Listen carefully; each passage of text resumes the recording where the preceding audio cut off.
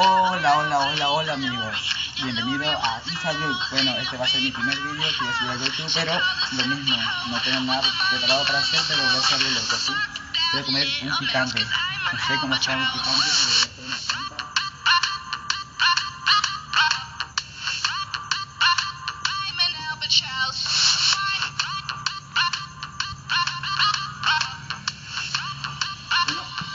Como pueden ver amigos, voy a comer este pedacito porque si como grande me voy a morir. O sea, sinceramente me voy a morir, pero no lo quise tragar, lo voy a escupir porque me abre la boca.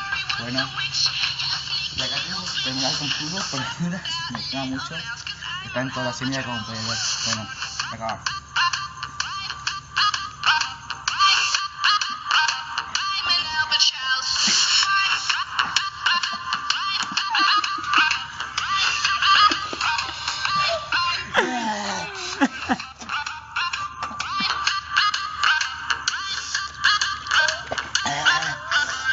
Bueno, ya que comí el picante y estoy transpirando como la puta madre.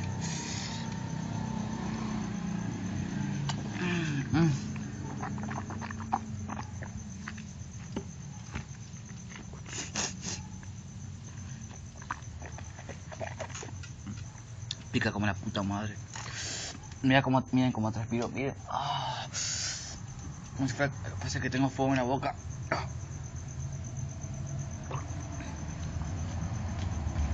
Si les gustó el video, denle pulgar arriba y suscríbanse y voy a seguir haciendo más videos, pero ya no más como esto porque miren cómo estoy transpirando.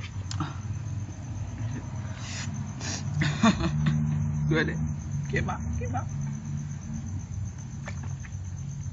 Si les gustó el video, como les dije, denle manito arriba y suscríbanse por favor. Y salud. Quema.